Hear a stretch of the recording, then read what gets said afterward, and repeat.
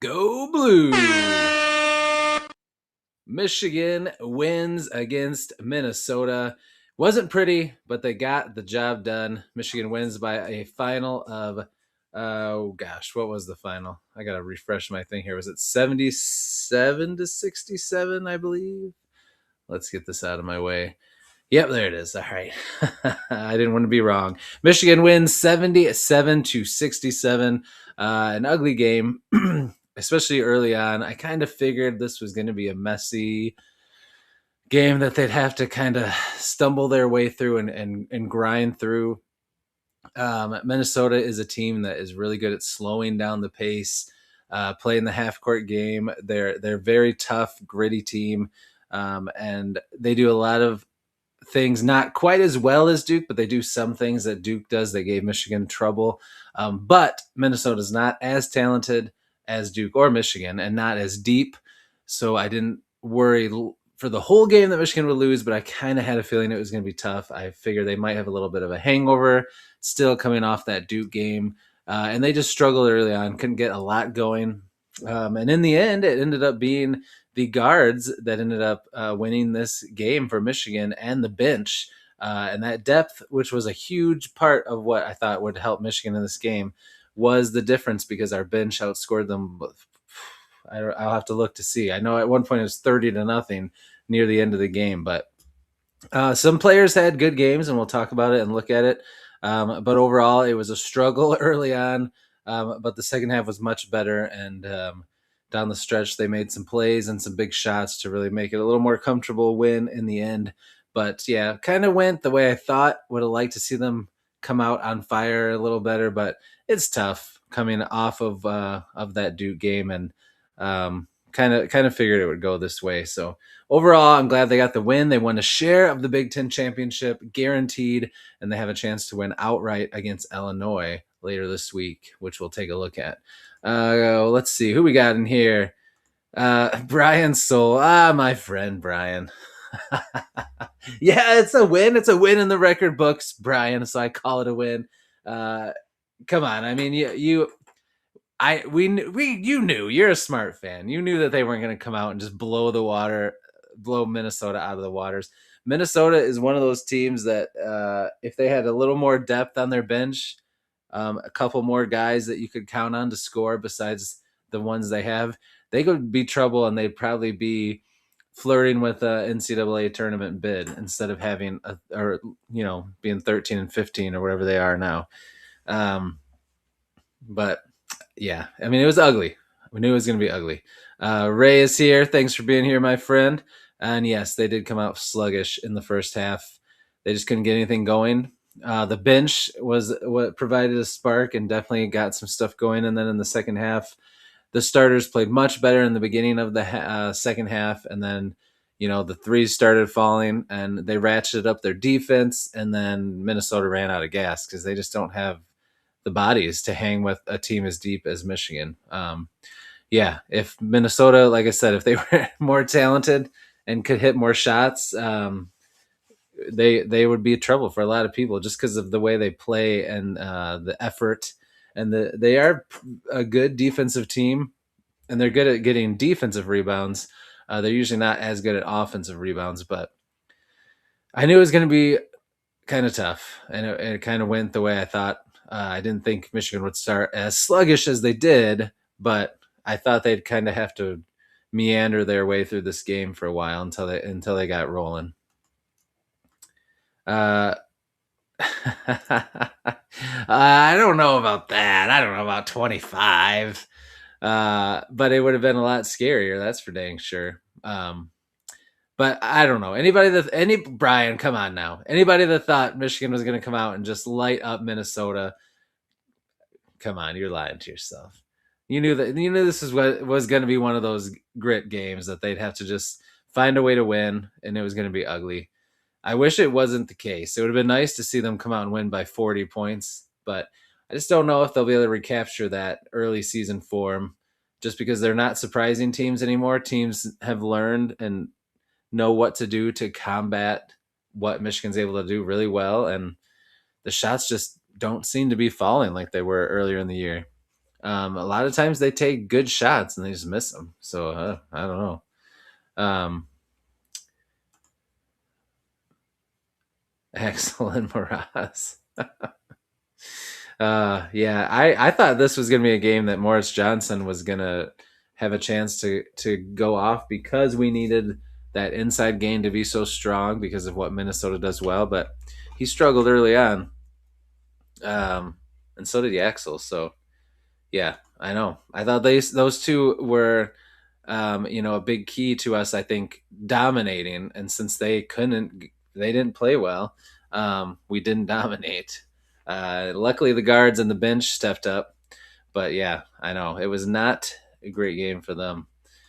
Goat since Yost, what's up? Thanks for being here. That's right, 714 subs and counting. Let's go. Thank you, my friend. I appreciate it. Yes, and if anybody was not in the last live stream, remember when we get to 1,000 subs, we will do a celebratory live stream with all of you wonderful fans and subscribers, and I will dye my beard maize and blue, and we'll celebrate and talk about all the awesome things I have planned for once we hit 1,000 subs. So we're gonna keep rolling, but I'm excited. So thank you, my friend. Thanks for being here and pointing that out. So I don't forget to say too, if you're in here hanging out or you're watching this later on a replay, appreciate you. Be sure to hit the like button. That helps the video keep getting out there. Leave a comment down below. I love to talk to you. I respond to every comment, and I appreciate you all. So let's see. Yes, celebration. I gotta figure out how to find that M on my phone. I can never find it, or my computer when I try to type it in. Brian, yeah, you're struggling with spelling. I thought maybe you were like when you wrote Axel and Moraz. I thought you were like doing some kind of play on words, but nope, just struggling spelling. I see. So again, Michigan found a way. They got the win. They led by double digits down the stretch. There was that really nice. The first half I missed. I listened to it, but I wasn't able to watch it super close.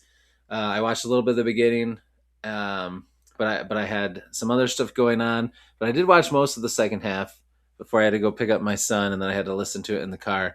But there was that awesome stretch where it got down to 4 again, and it was just like, gosh, they just could not pull away from these guys.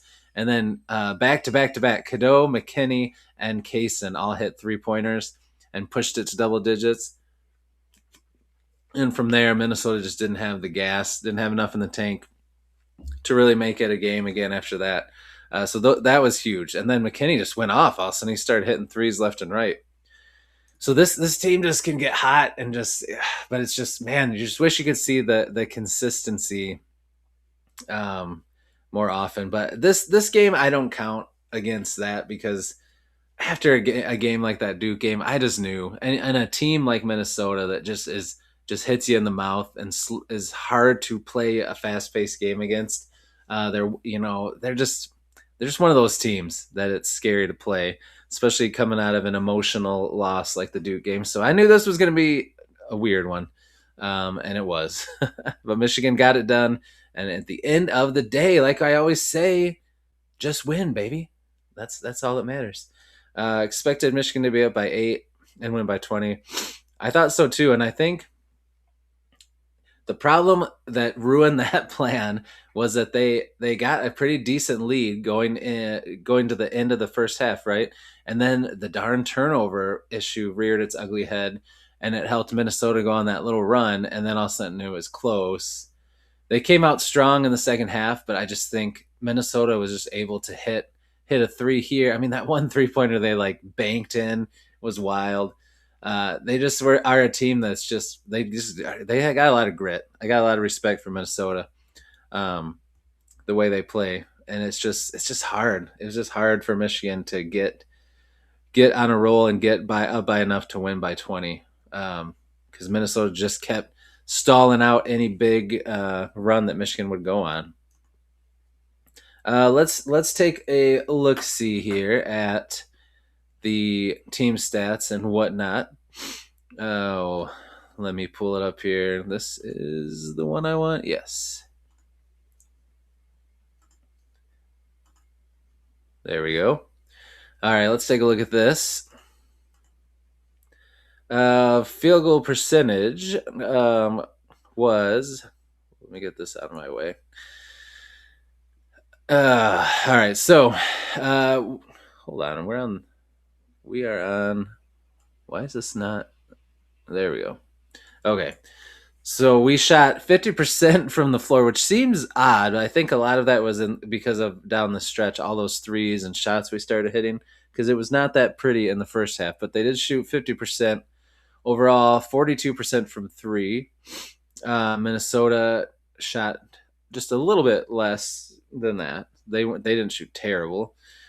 Free throws. There was not a lot of fouls in this game, or at least shooting fouls, which was interesting. But we made 100% of our free throws. I mean, that is, you know what that gets? That gets this right here, because we've had some problems with free throws.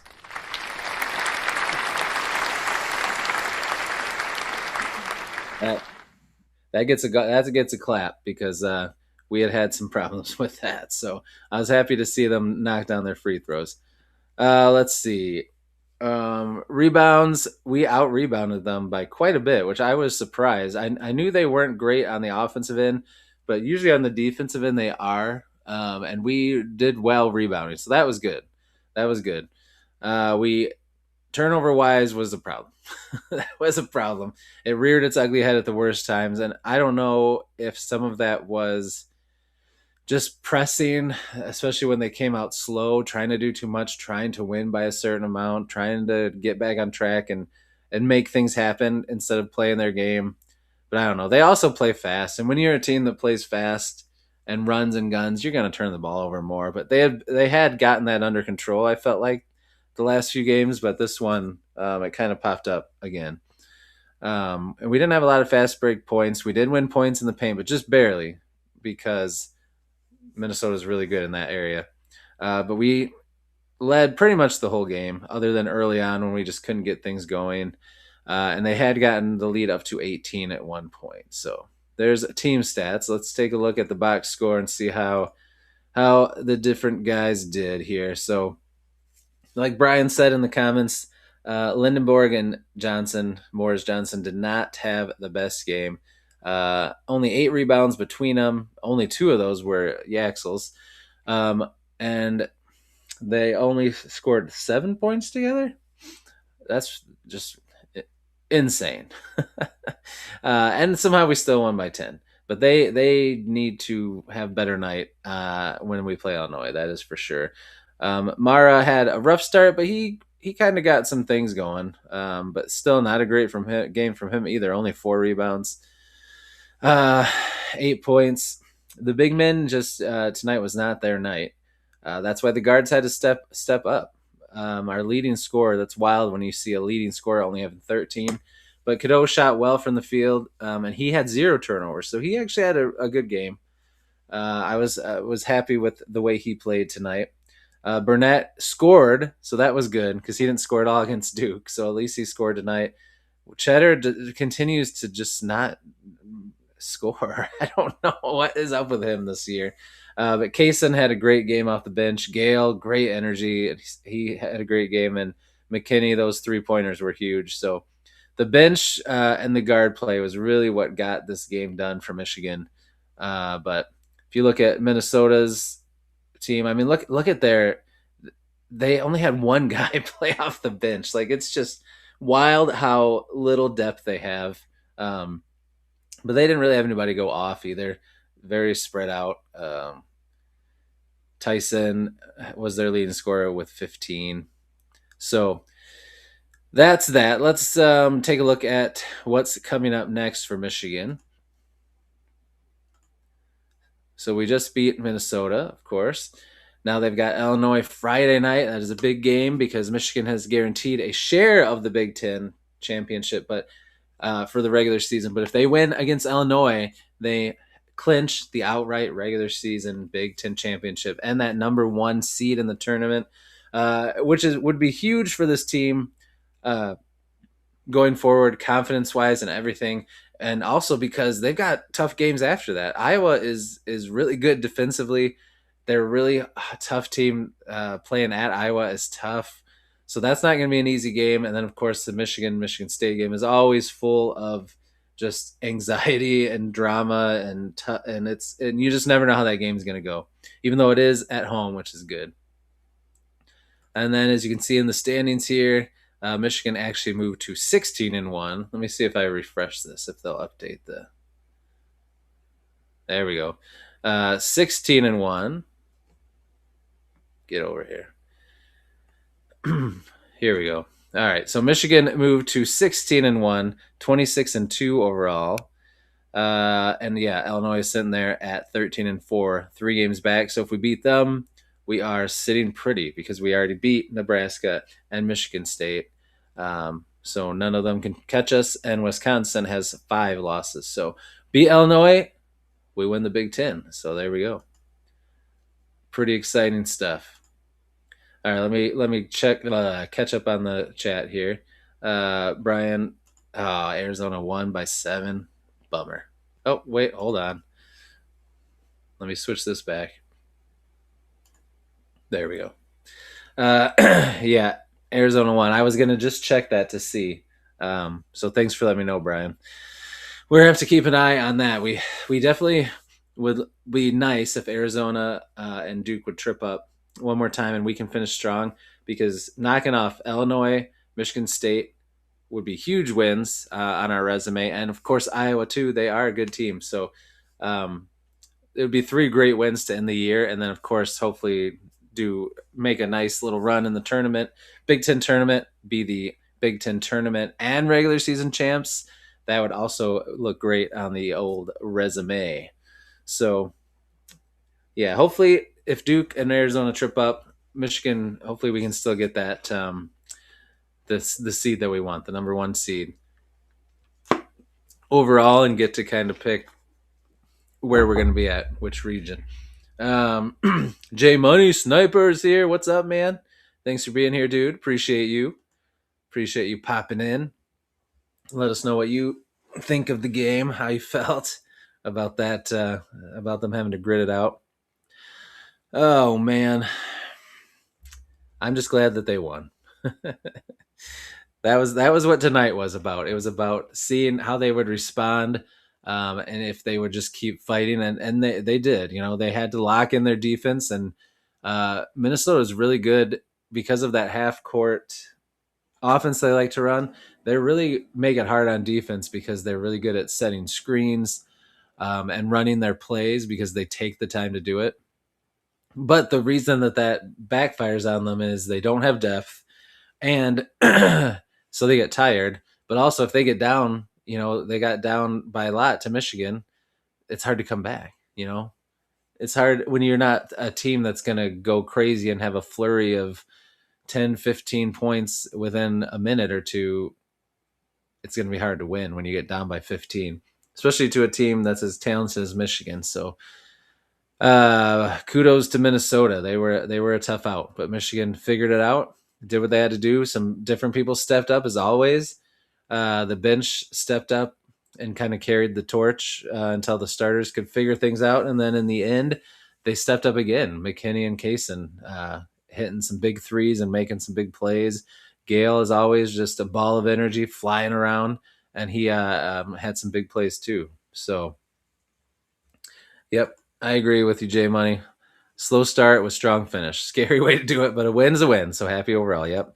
And we are share of the regular season Big Ten championship, and hopefully we'll get it outright Friday night against Illinois. I'm looking forward to that. I think that's going to be a big game. I think I think Michigan's going to be ready. They had to kind of get this game out of the way, and now I think they'll be locked in and ready to go for that game, because that is at Illinois. right? I am pretty sure. Yeah, they got to play at Illinois, at Iowa, and then home to end the year against Michigan State. So big game Friday night. So yeah, that was kind of an interesting game. It's kind of how I thought it would go. Oh, just especially if you watched Minnesota play at all, like that game against Michigan State. That's what they did to Michigan State, just slowed it down so much. And Michigan State really could never get going. And luckily, Michigan was able to get going and get that spark from their bench, which Michigan State never got in that game they lost to Minnesota. So thank goodness we have a strong bench. And thank goodness for Kaysen and McKinney and Gale. Fantastic off the bench. So being a complete team really helped out. And it's just, I feel like it's just good. It's good to get a win. It would have been nice to win by a lot more because, as Michigan fans, we've seen it all the talk from our rival fans, but also other teams in the country who, when Michigan was rolling, they were thinking, oh gosh. And you couldn't say anything about Michigan because they were blowing everybody out of the water. But every time we've tripped up or had a game where we didn't look great, it's, oh, frauds, this, your resume's not even good, blah, blah, blah. It's just good to get a win. But even though people are going to look at it and say, oh, Michigan only won by 10 against Minnesota, who's 13-15. Oh, they suck. Even though they didn't watch the game, they don't know how good Minnesota can be and how close they are to being a much better team with more depth. But what do you do? It is what it is. You just ignore it. Let's see. Oakland, team that UM played first game. Yep. Wow, his 1300th. I knew he'd been there a long time. Or he hasn't been there the whole time, has he? Is it the same coach? Man, Oakland has had, that's crazy. 1300. Think what a regular season game is 30, or a regular season game total is what, 30 games. I'm going to do the math here. That's like high to be able to survive. I mean, yeah, it's at Oakland, so maybe he doesn't have as much pressure on him if he has a down year here and there, but still, man, to be a coach that long, that's insane. Because even like nowadays, 30 games, that's like 40 years of coaching. That's pretty dang impressive. I gotta look up his name now because I'm drawing a blank. Oakland. We're always kind of a scary one to have. Greg Camp. Let's see, how long has he been there? Since 1984. Yep. I was gonna say, is that the same one? That's insane. He's been there for 42 years, his whole coaching career. Mm-mm-mm. That's pretty awesome. And they've had some really good years. Yep, that's him. I recognize that dude. That's wild. 42 years. That is impressive. I'm gonna look up a picture of him and share it real quick, just because that deserves a little clap. Let's see. There we go. No, not Oakland Athletics. Clicked on the wrong one. Come on now. There it is. Oh yeah. See, I didn't recognize him at first because he's looking a little thinner as he's gotten older, but I'm gonna share just my window so I can show you all these pictures. Share. There. Let me add it on here. There we go. So yeah, I was picturing him looking like this, which now he's a little older, a little thinner. He's got the silver fox thing going on. But yeah, he's been there for a long time. He kind of reminded me a little bit of like John Goodman back in the day when he was younger and was a little heavier set. But that's pretty awesome, man. 40 years. And they've had some good years. So pretty cool. Congrats to him. 42 years. Congrats on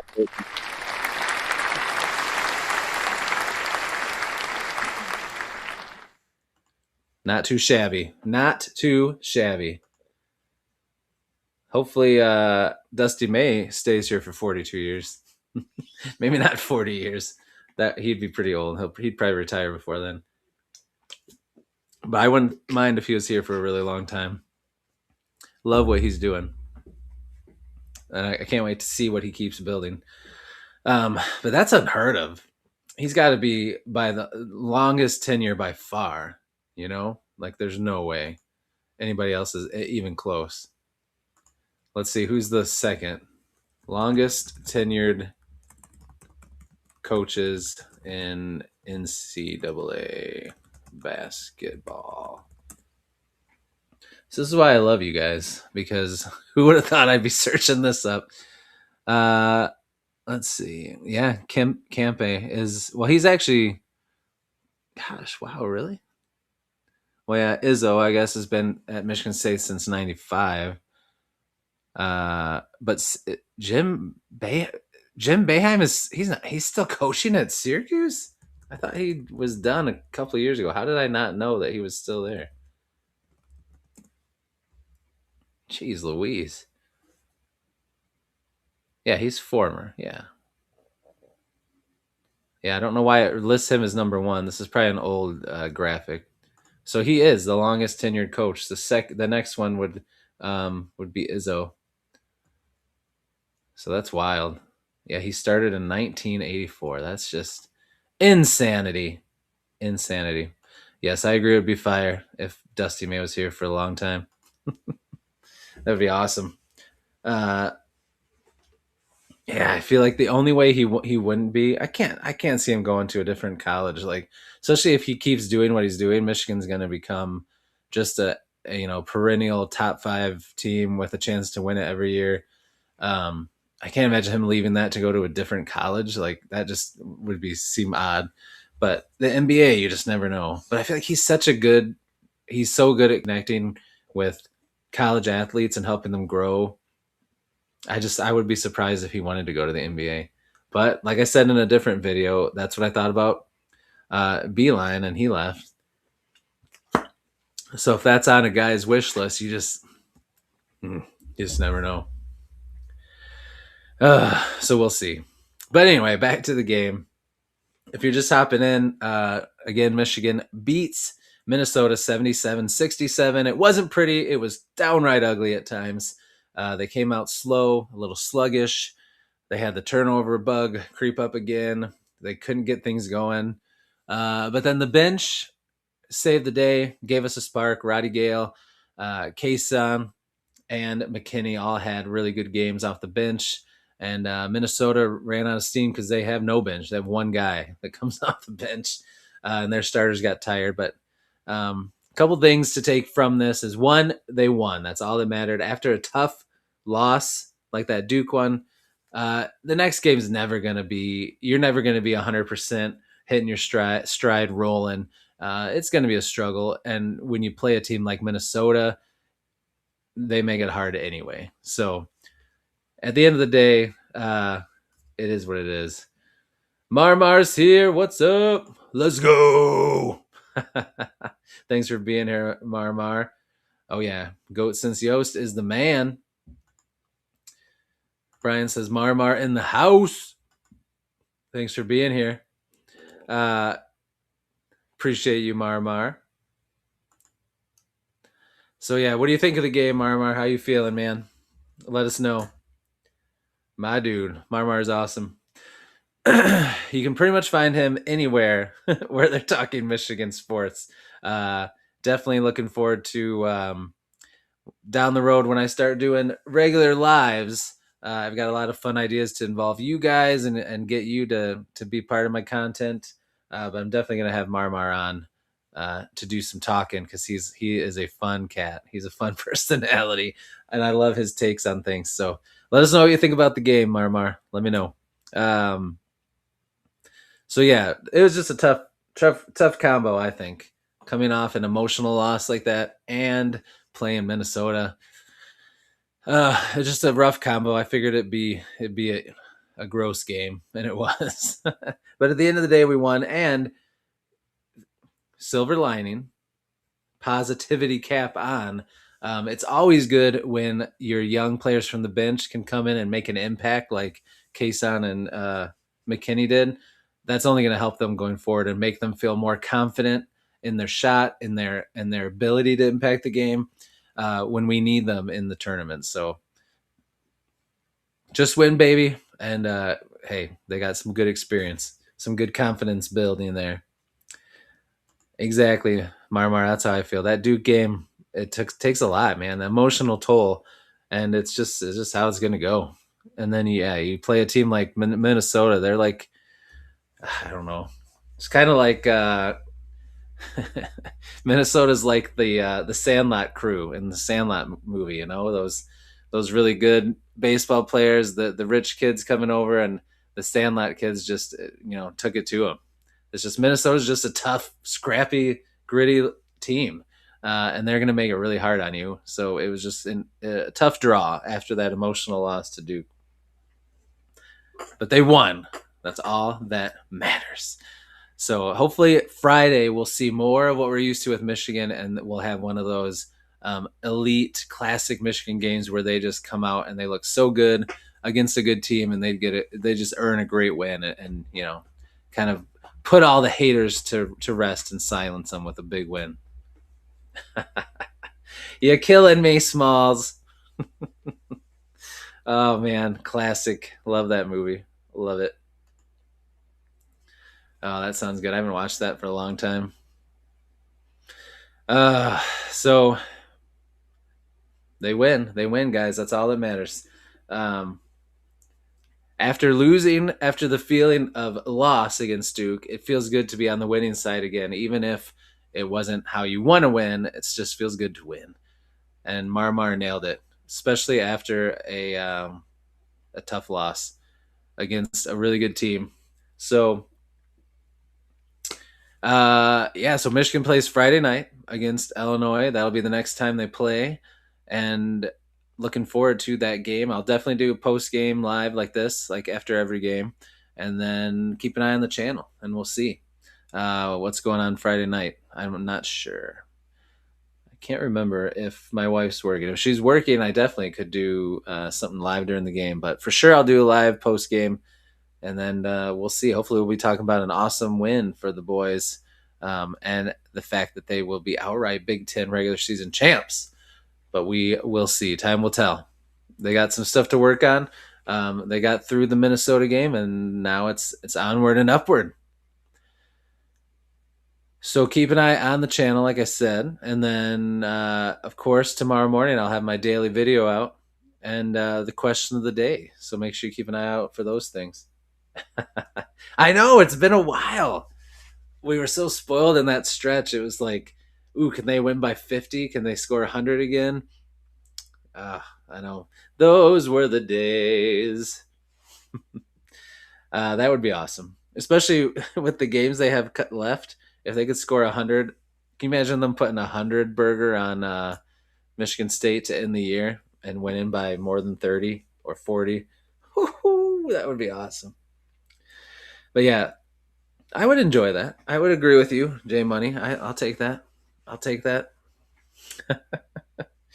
All right, so I'm gonna wrap it up here. We passed my 30-minute threshold. I could talk to you guys all night, but gotta this was a late one because they started so much later at 8:30.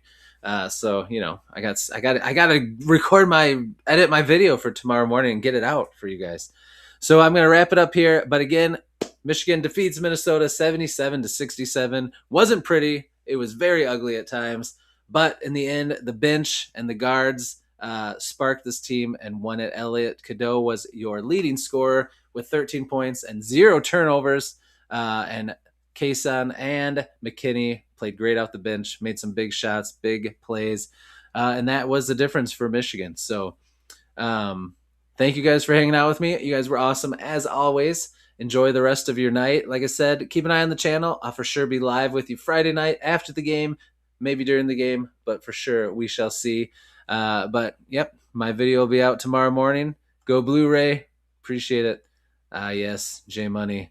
The Spartan tears would be salty if we put 100 on them. So delicious. But everybody have a great night. Have a great week. Videos out every morning. Question of the day is out. I'll see you in the comments section, and I'll see you Friday night in the next live we do for sure. And until then, as always, go blue. And on the way out, here we go. Because we won. 1, 2, you know what to do. Hail to the victors valiant. Hail to the conquering heroes. Hail, hail to Michigan, the leaders and best. Hail to the victors valiant. Hail to the conquering heroes. Hail, hail to Michigan, the champions of the West. Go blue!